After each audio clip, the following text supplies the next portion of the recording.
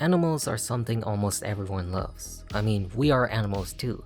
We move, we walk, we live our lives. But then there are those furry creatures we keep as pets, or the wildlife that surrounds us everywhere. And for some reason, we hold animal films in such high regard, with how popular they are from The Lion King to the Zootopia franchise now. And today we're talking about the Zootopia franchise and its massive success. Both films have grossed well over $1 billion each, making them the highest grossing animated franchises of all time, up there with The Lion King itself. The first one crossed $1 billion worldwide, and the second took a whopping $1.8 billion, surpassing the likes of Inside Out 2 and beating out an Avatar film in that run, as we've talked about previously. What's even crazier here is the popularity of it in China. The first one made over $200 million alone in the country, which helped push it to $1 billion globally for that year. But the sequel exploded with around $651 million in China, becoming the highest grossing Hollywood movie ever and surpassing Avengers Endgame in the country. And that China gross alone has outpaced even the domestic output of the film at over $428 million.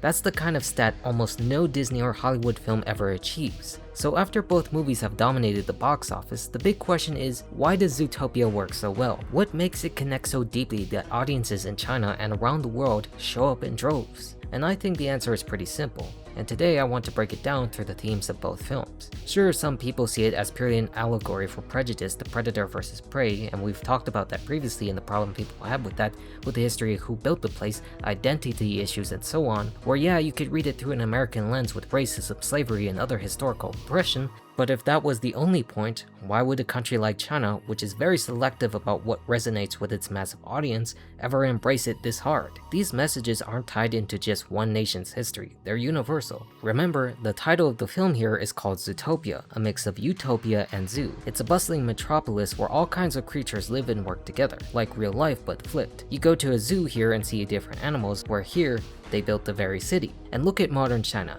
It's highly urbanized. Huge number of young people have moved on from the rural areas to massive cities like Shanghai, Beijing, and Chongqing. That migration mirrors Judy Hopps' journey from the countryside to the big city. The environment and makeup of Zootopia feels deeply relatable to that very experience. And Zootopia 2 straightens that even more, especially with characters like Gary the Snake, and the film releasing during the Year of the Snake with all those cultural ties. And at its core, Zootopia feels relevant to a wide variety of people. It's fun and accessible to kids, but the messages lands well for adults based on where they lived, moved, and navigated through city life. And compare that to something like Frozen, strong emotional vibes that have done well in such countries, but the jump was only about $200 million from 1.2 to 1.4 billion over the sequel. Zootopia, however, went from $1 billion to $1.8 billion, an $800 million increase, which is nearly double that of what Frozen did for each film, and that's a massive resonance. So let's start with the first movie and the experiences through the eyes of the hero, Judy Hopps, and why it works so well. In Judy's case, she grows up in the small rural town of Bunnyborough.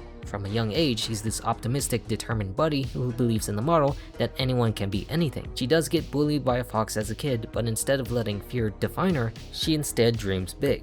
She here wants to move to the big city, being Zootopia itself, and become the first rabbit police officer ever. Her parents do worry that it's too dangerous, especially for a prey animal, but Judy pushes through the police academy, graduates top of her class, and heads to the metropolis full of hope. When she arrives to Zootopia, reality hits hard. Zootopia looks like a perfect utopia on the surface, gleaming skyscrapers, diverse neighborhoods like Sahara Square, Tundra Town, all coexisting, but then people like Chief Bogo assign her to maid duty. No real cases. She's underestimated because she's a small, cute bunny. Predators and prey live together, but there's the underlying tension and stereotypes everywhere. Of course, we know what happens later in the plot of Judy going beyond her duties, chasing down a weasel thief, and gets noticed. Blackmails a slick con fox named Nick Wilde, helping her on a missing person case where what starts as a simple investigation spirals into something much bigger into the society as a whole. Predators here are mysteriously going savage and attacking each other, where the city begins to panic, fear spreads, and the old predator-prey divide explodes, as we've seen throughout the film.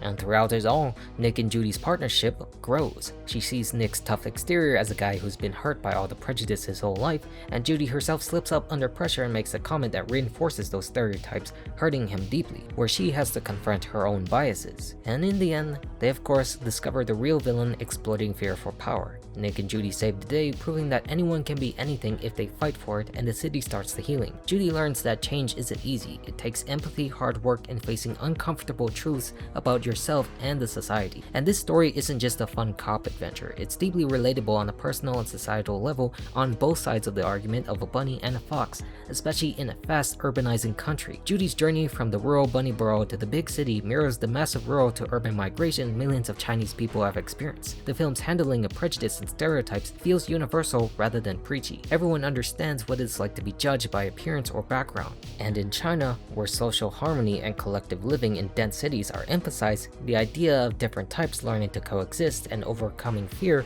does speak powerfully. And while some viewers in the past, and of course what we've talked about, interpret the themes through America's past, that's only one possible reading. Brilliance is that the message is truly universal.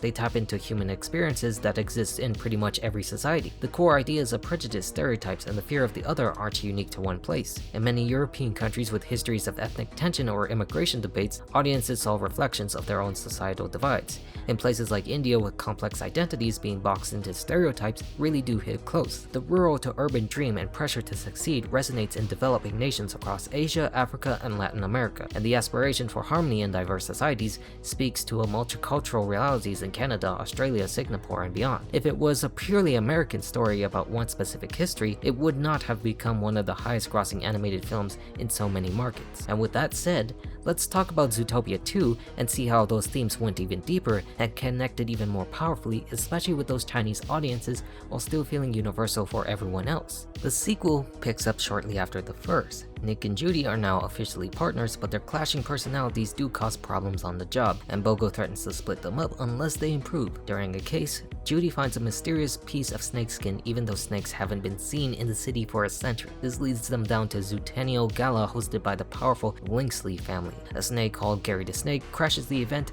steals an important historical journal, and kicks off the wild chase. Judy and Nick go on the run after being framed, where their investigation uncovers a hidden history of Zootopia's founding, stolen credit for the weather walls that allowed different biomes to coexist, and the betrayal and displacement of reptiles that benefited the powerful. The story builds to a big action chases, emotional confrontations between Nick and Judy, and a reckoning with the city's past. They have to truly listen to each other, confront ongoing biases, and decide what kind of future Zootopia deserves, one that includes outsiders or repeats old mistakes. And these deeper themes of historical truth, gentrification, displacement, and building a more inclusive society hit particularly hard in China and everywhere else. The plot involving city expansion mirrors that of real-life rapid urbanization and redevelopment. Releasing during the Year of the Snake made Gary a standout character. The emphasis on empathy, correcting past wrongs, and social harmony align strongly with the cultural values. That's why Zootopia 2 shattered so many records in China with about $651 million, becoming one of the highest grossing Hollywood films ever there and driving the global to $1.8 billion.